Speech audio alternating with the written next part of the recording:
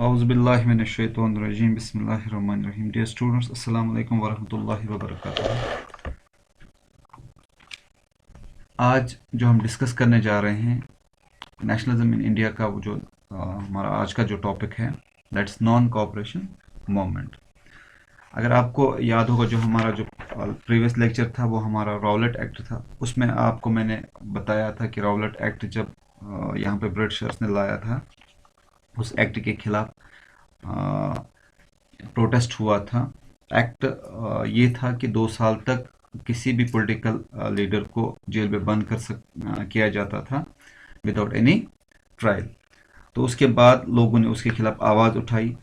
तो उसके बाद मार्शल लॉ हो गया, और मार्शल लॉ होने के साथ साथ जब जनरल डायर को ऑर्डर दिया गया तो उसने 13 अप्रैल को जलियांवाला बाग मैसेकर किया। तो फिर जब ज़्यादा हालात ख़राब हो गए, लोगों को मारा गया, वो जो पॉलिटिकल लीडर्स थे उनका जो उनके साथ बहुत ज़्यादा ह्यूमिलेशन हुई थी, तो फाइनली वो जो उन्होंने वो जो स्टार्ट किए थे ये दिस रॉलेट सत्याग्रह जो स्टार्ट किया था, वो उनको बंद करना पड़ा। गांधी जी ने उसको कॉल ऑफ किया था।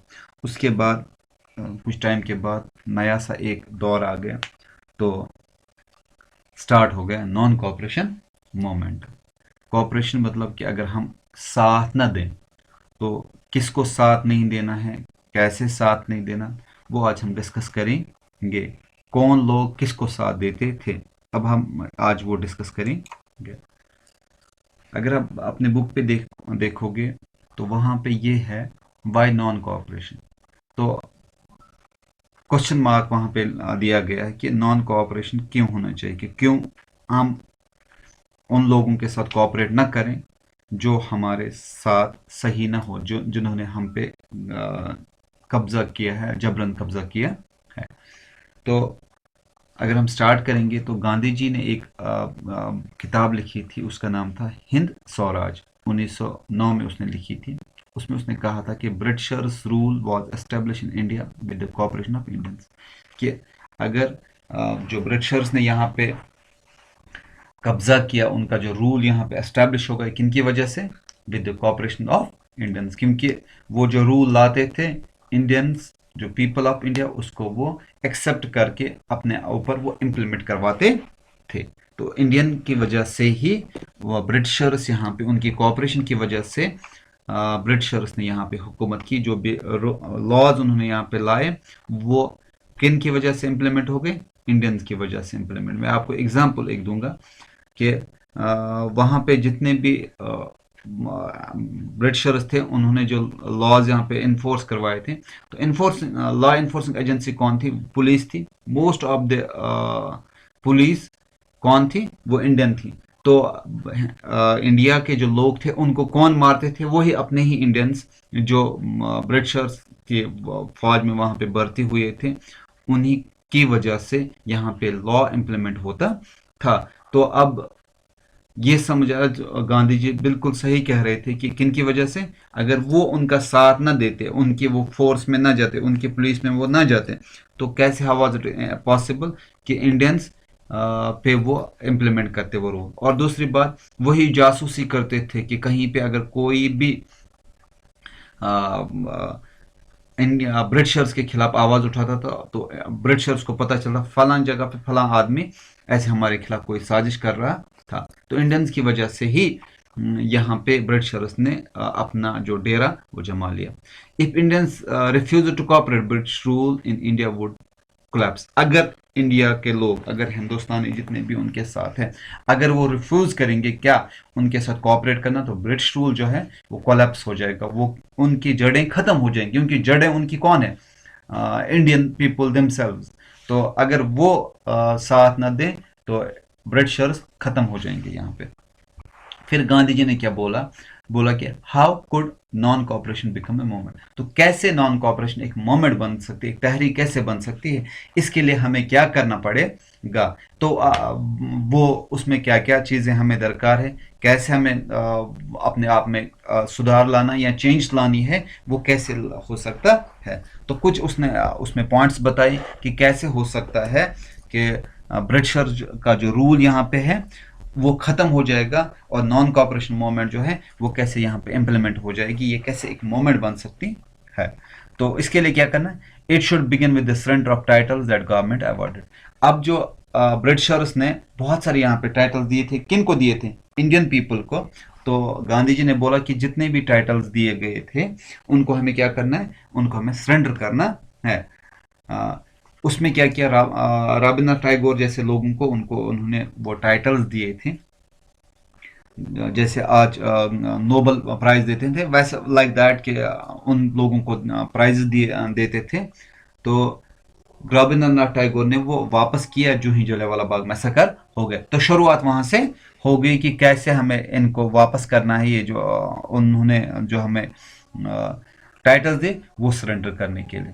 दूसरा क्या बताया इसने, बाइकआउट ऑल सिविल सर्विस, जितने भी सिविल सर्विस, जितने भी मुलाजिम सिविल सर्विस ऑफिसर लेवल पे वहां पे काम करते हैं, इंडियन पीपल, किनकी गवर्नमेंट में, ब्रिटिश गवर्नमेंट है, उनको बाइकआउट करना, उनको उस काम में अब काम नहीं करना है। आर्मी जो मैंने आपको पहले बताया था, सुबॉर्डिनेट, मोस्टली सुबॉर्डिनेट स्टाफ जो था वो इंडियन पीपल ही थे, कहाँ, ब्रिटिश की आर्मी में, एंड पुलिस में, कोर्ट्स में, and legislative council. Legislative council क्योंकि जो ब्रिटिश यहाँ पे थे उस टाइम पे भी इंडियन लोग क्या उस पार्लियामेंट में जाके, उनके पार्लियामेंट में जाके इंडिया की बात चलाते थे, लेकिन नहीं हो पा रहा था उनसे, लेकिन फिर भी वो वहां पे जाते थे। तो गांधी जी ने क्या बोला, हमें बिल्कुल बाइकआउट करना है, ना सिविल सर्विस में हमें ज्वाइन करना, ना आर्मी में, police, courts, legislative council, schools and foreign goods, जो उनकी चीजें उनको हमें बिल्कुल नकारना, उनको हमें बाइकआउट, बिल्कुल हमें बाइकआउट करना, हमें उनसे कुछ भी नहीं है। तो ये एक स्टेप इसने बताया कि कैसे, पहले मैंने आपको बताया सरेंडर जितने भी थे वो टाइटल्स है वो सरेंडर करना, दूसरा बाइकआउट करना सिविल सर्विस का, army, police, courts, legislative council, schools and foreign goods, इनका हमें बाइकआउट करना है। अच्छा, फिर क्या बता, in case government use repression, अगर गवर्नमेंट ने हम पे जुल्म करना शुरू किया, अब उन्हें सप्रेशन शुरू किया, या कोई भी हम पे धमकियां देनी शुरू की, हमसे जबरदस्ती करनी शुरू की, तो क्या करेंगे, a full civil disobedience campaign would be launch. अगर गवर्नमेंट ने ये किया तो हम क्या करेंगे, सिविल डिसोबीडियंस, सिविल नाफरमानी जिसको बोलते हैं, तो वो हम लॉन्च करेंगे। ये किसके बाद, जब हम सरेंडर करेंगे टाइटल्स, जब हम बाइकआउट करेंगे जॉब्स का, जो जितने भी हम वहां पे लेजिस्लेटिव काउंसिल में हम नहीं जाएंगे, उसके बाद अगर ब्रिटिश गवर्नमेंट ने हम पे क्या किया, अगर उन्होंने हम पे सप्रेशन स्टार्ट किया, रिप्रेशन स्टार्ट करना शुरू किया, तो हम क्या करेंगे, हम बिल्कुल एक full civil disobedience company launch करेंगे ऑल ओवर इंडिया में। तो अब उसके बाद क्या हुआ, many Congress leaders were reluctant to boycott the council elections. अब कुछ कांग्रेस लीडर जो थे वो क्या, वो नहीं मानते थे, बोलते थे कि हम काउंसिल इलेक्शंस का बाइकआउट नहीं करेंगे। वो चाहते थे कि कुछ लोगों का उस टाइम पे पहली बार मौका आया होता कि वो वहां पे जा गए थे, उनको वहां पार्लियामेंट में बोलने का मौका मिला होता, तो उस सिलसिले में वो नहीं चाहते थे कि उनको पहली बार, या कुछ लोग ऐसे चाहते थे कि रीजन क्या था, they fear the moment would lead to popular violence. उनको डर था, जो राउलेट एक्ट के बाद जब जलियांवाला बाग मैसेकर हो गया, उसके बाद ह्यूमिलेशन हो गई थी, उनको जो सत्याग्रह थे उनको क्या किया था, उनको फोर्सबली उनकी नाक जो रगड़ाई गई थी जमीन पे, उनको क्रवल करवाया गया था, उनको उनसे सल्यूट करवाया गया था ब्रिटिशर्स को। तो उनको वो उस चीज का डर था। कुछ लोगों का वो कुछ जाति मुफाद के लिए वो नहीं चाहते थे कि हम बाइकआउट करेंगे, बहुत सारे। लेकिन अब इसमें दो किस्म के लोग, एक तो चाहते थे वो हम करेंगे, एक ग्रुप था हम नहीं करेंगे। तो कंट्रोवर्सी हो गई, बहुत देर तक कंट्रोवर्सी होती रही कि हमें करना चाहिए कि नहीं करना चाहिए। September to December there was an intense tussle within the Congress. Tussle हो गई इन दो ग्रुप्स में, जो चाहते थे पार्टिसिपेट करें और जो चाहते नहीं पार्टिसिपेट करें, इन दो ग्रुपों में बहुत सारी टसल हो गई। तो फाइनली क्या हुआ, तो फाइनली डिसाइड ये हुआ कि कांग्रेस सेशन जो कहाँ पे हो गया था, नागपुर में हो गया था, दिसंबर 1920 कंप्रोमाइज वहां पे हो गया कि हम क्या करेंगे, नॉन कोऑपरेशन मूवमेंट जो है प्रोग्राम वो हम अडॉप्ट करेंगे। उसके बाद कहाँ पे, नागपुर में कांग्रेस सेशन जो हुआ था नागपुर में, वहां पे ये डिसाइड हुआ कि हम नॉन कॉपरेशन मूवमेंट का साथ देंगे। हम बिल्कुल जो तज्जिया, जो राय गांधी जी ने रखी है, हम इनका बिल्कुल पालन करेंगे, हम इनको फॉलो करेंगे, तब जाके ब्रिटिशर्स यहाँ से भाग सकते हैं। तो आई होप कि आप जो हमने डिस्कस किया आपने वो समझा होगा। तो इंशाल्लाह नेक्स्ट जो हमारा टॉपिक होगा वो होगा इंशाल्लाह होगा different standards with the moment. वो हम नेक्स्ट लेक्चर में इंशाल्लाह डिस्कस करेंगे। तो ये जो यहाँ पे नॉन कॉपरेशन मोमेंट, ये आपको क्लियर हुआ होगा कि क्यों नॉन कॉपरेशन मोमेंट होनी चाहिए, वजह क्या थी। तो ये आपने देखा इस लेसन में, आपने इस लेक्चर में आपने देखा होगा। तो इंशाल्लाह नेक्स्ट लेक्चर तक आप मुझे इजाज़त दीजिए।